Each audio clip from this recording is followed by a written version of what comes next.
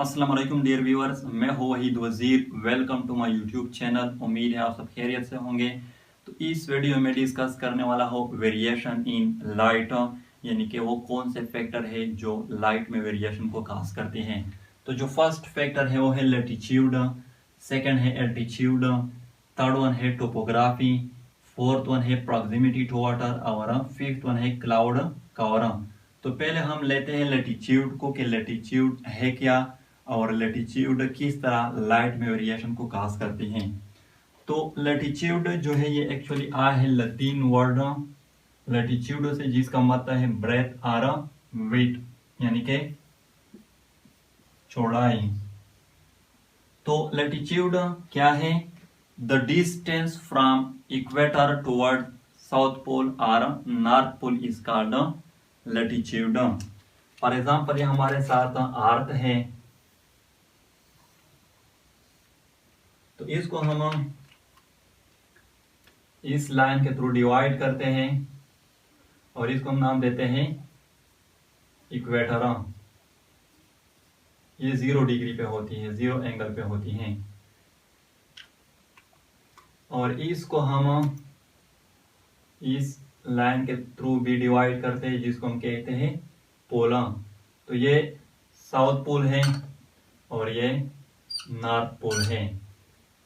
तो इस इक्वेटर से साउथ पोल की तरफ जो डिस्टेंस है या नॉर्थ पोल की तरफ जो डिस्टेंस है, तो इसको हम नाम देते हैं लैटिट्यूड। या यहां से साउथ पोल की तरफ या नॉर्थ पोल की तरफ जो डिस्टेंस है, तो इसको हम नाम देते हैं लैटिट्यूड। तो लैटिट्यूड जो है ये किस तरह लाइट में वेरिएशन को काज करती है। फॉर एग्जाम्पल ये हमारे साथ सन है,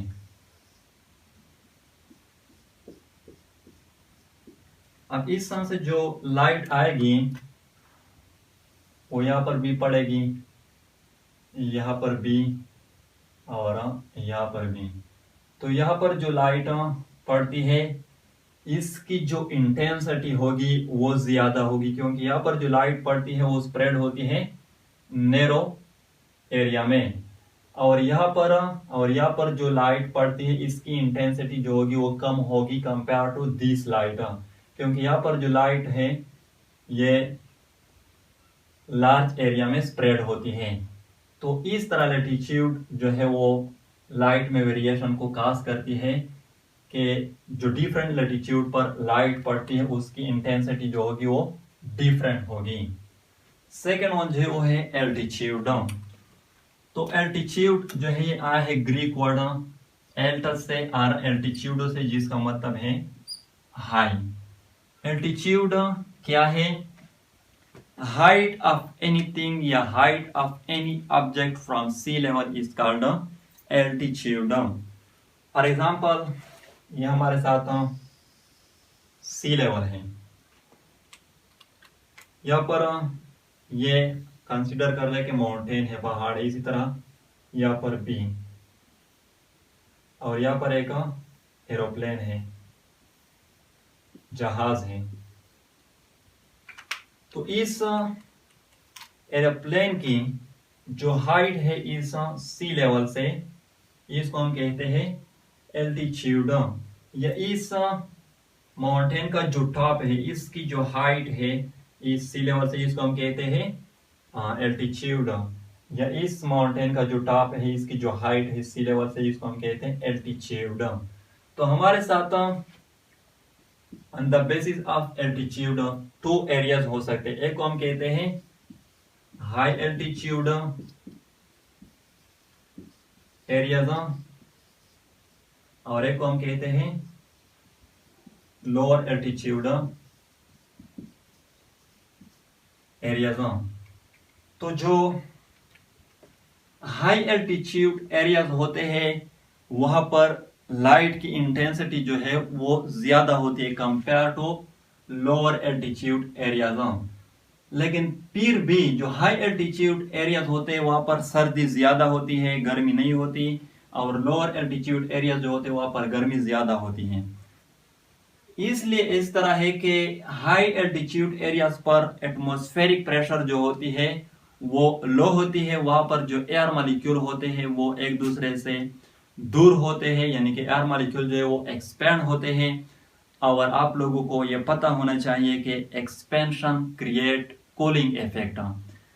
और जो लोअर एल्टीट्यूड एरियाज होते हैं वहां पर जो एटमॉस्फेरिक प्रेशर होती है वो ज्यादा होती है, वहां पर जो एयर मॉलिक्यूल होते हैं वो एक दूसरे के करीब होते हैं।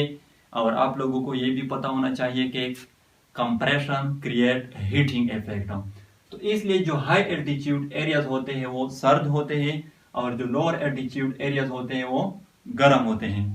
तो इस तरह एल्टीट्यूड जो है ये लाइट में वेरिएशन को काज करती है कि हाई एल्टीट्यूड एरियाज पर लाइट इंटेंसिटी ज्यादा होती है और लोअर एल्टीट्यूड एरियाज पर लाइट इंटेंसिटी कम होती है। थर्ड वन जो है वो है टोपोग्राफी। तो टोपोग्राफी जो ये आया है ग्रीक वर्ड टोपस से, जिसका मतलब है प्लेस, और ग्राफी जो है ये आया है ग्रेफियन से, जिसका मतलब है टू राइट। टोपोग्राफी क्या है? The external condition of soil is called topography. आगे जाकर हम सॉइल के डिफरेंट टाइप को पढ़ेंगे। तो जो एक्सटर्नल कंडीशन होते हैं सॉइल के, यानी कि फॉर एग्जांपल आर्क सरफेस है तो वहां पर कौन से टाइप के सॉइल जो है वो मौजूद है, तो ये जो एक्सटर्नल कंडीशन है इसको हम कहते हैं टोपोग्राफी। तो टोपोग्राफी किस तरह लाइट में वेरिएशन को काज करती है? तो एक होती है प्लेन एरिया और एक होती है स्लोपी एरिया। फॉर एग्जांपल मैं आप लोगों को बताता हूं। तो ये हमारे साथ क्या है? प्लेन एरिया, यानी कि यहाँ पर ऑलमोस्ट एवरी पार्ट जो है ये इक्वल है एक दूसरे के साथ।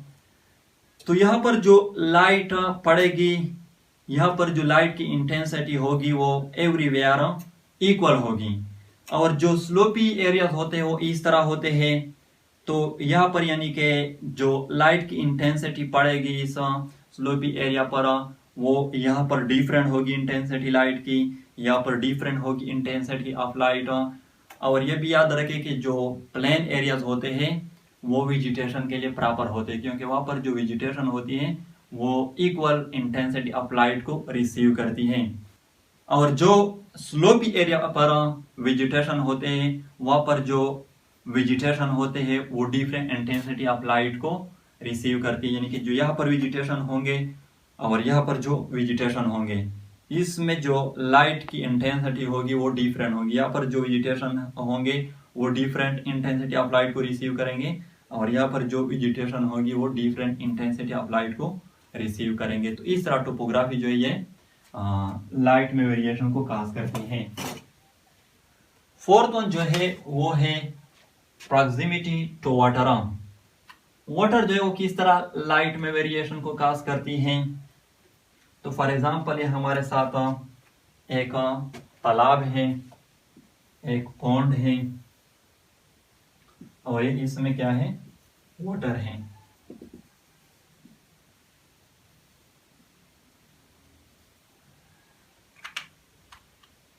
ये सन है।